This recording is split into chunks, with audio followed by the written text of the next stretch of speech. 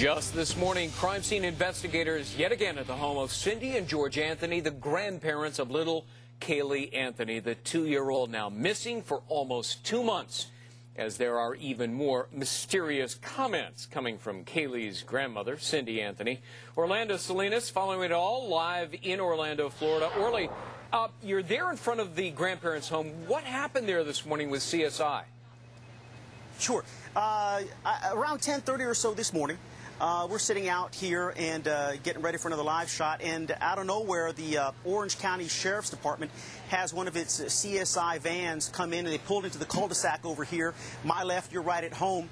Then shortly after that, they pull up in here, and two techs get out of that van and are waiting out here. And I asked these guys, look, can you tell me what's going on? They say no. I asked again, who sent you here? I don't want to talk to you.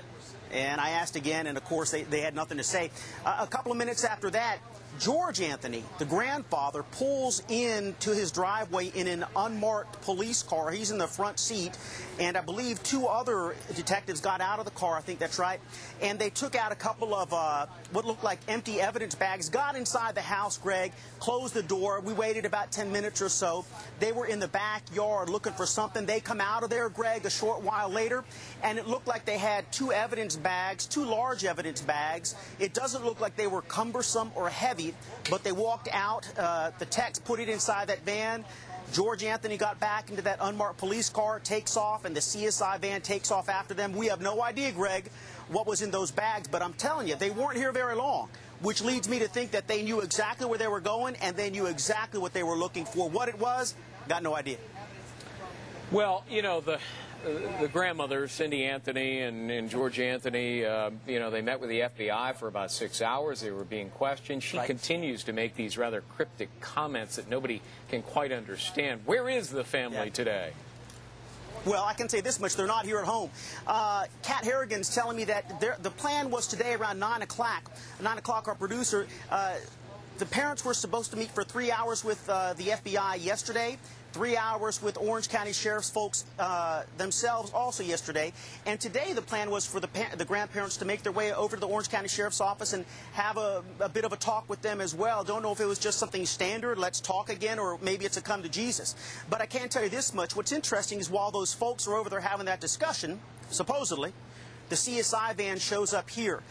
We know now, of course, that these conversations that are taking place that you're talking about, Greg, between Caylee Anthony and her brother Lee, they do sound cryptic. I got to tell you, I was talking to a cop who's not involved in this case, and he says he's been listening to this stuff. He said, obviously, there is sort of a code going on here, he says. These folks know what they're trying to dance around and what they don't want to say specifically. And that letter that we're all talking about, Greg, how important is it?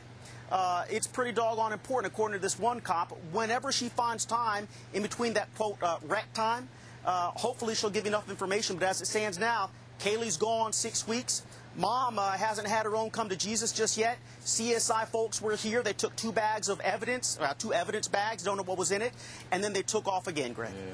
Well, the whole thing is just bizarre. And, you know, we get thousands of emails, and our viewers all agree this is a mother who doesn't care about her daughter. You know, let me ask you this. Real quick, Greg. So the grandfather comes out here, George. I got to tell you, he seems like he's an honest guy. He's doing the best he can under some pretty hard circumstances. And he was having a little bit of sort of a hit-and-run press conference here with some of the media.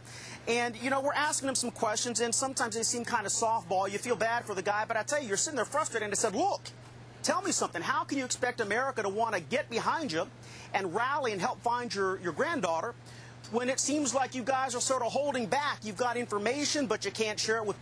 And he said, you know what? Let me tell you. You want to walk in my shoes? You want to walk in my wife's shoes, my son's shoes, my friend's shoes? I had to sit back a little bit and say, you know what? I got to give it to this guy. I don't know what they know, but you can tell that there's a lot of heartache going on here, buddy. Well, I guarantee you, if I were in his shoes, I'd be walking a different way. Yeah. Thanks very much, Orlando Salinas, live.